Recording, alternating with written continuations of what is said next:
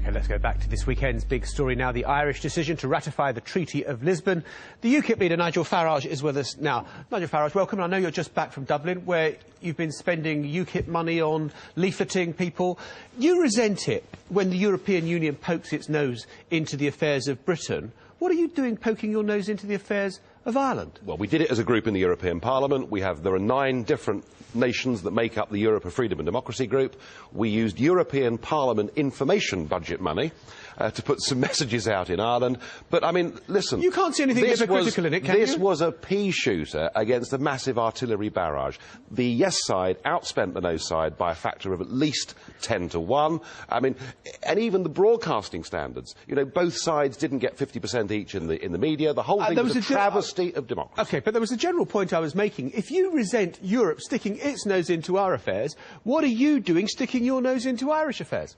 Well, because the Irish vote fundamentally affects how Britain is run. Because they have voted yes to this treaty, it looks like David Cameron's going to collapse on his promise to give us a referendum, and we find ourselves with yet more of our lives controlled from Brussels. I mean, the whole point about being in the EU is that other countries do have a say over how you live your life. What if David Cameron doesn't give a referendum? I mean, what do you make of the Tory position at the moment? Well, I mean, having seen David Cameron this morning and Eric Pickles earlier on your show, I mean, they just point-blank refuse to answer the question. It seems to me that they don't want to give a referendum. They haven't got the backbone to do it. There's clearly no principle as far as Cameron's concerned here. Our view is there should be. Our view is the British people must have a referendum. It can't be right that 3 million Irish voters decide the future of British democracy, and we're going to fight the next general election with 500 candidates saying the British people must have a free and fair referendum on their future. But how can you do it if Britain has signed a treaty and all 27 members of the EU have signed a treaty? It's very hard to open up and unpick. Well, the question needs to be a bigger question. The question needs to be, do we want to stay part of a political union or renegotiate a genuine free trade agreement, which, after all, is what people thought they were voting for back in 1975.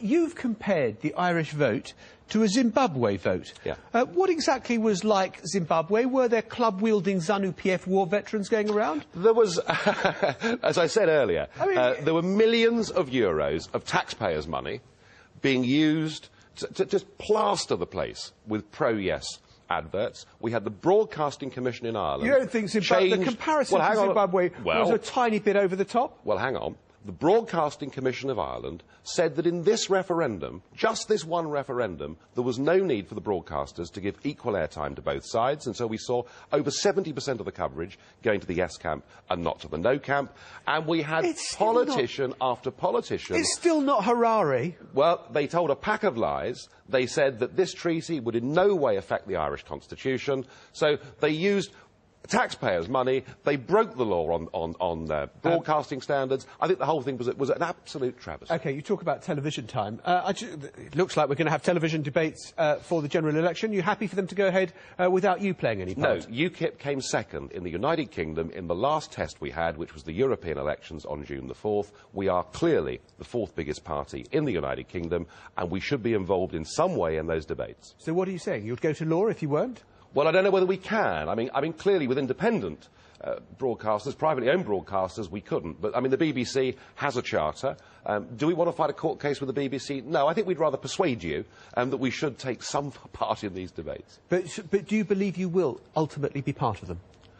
I don't know. I mean, that's for you to tell me. You work for the BBC. I work for the B in the BBC. I work for the broadcasting bit, not the C, which is the corporation. I suspect... I mean, quite frankly, the way we were treated in the Norwich North by-election by the BBC was a disgrace. We were ranked with the others, when in fact we produced our best ever result.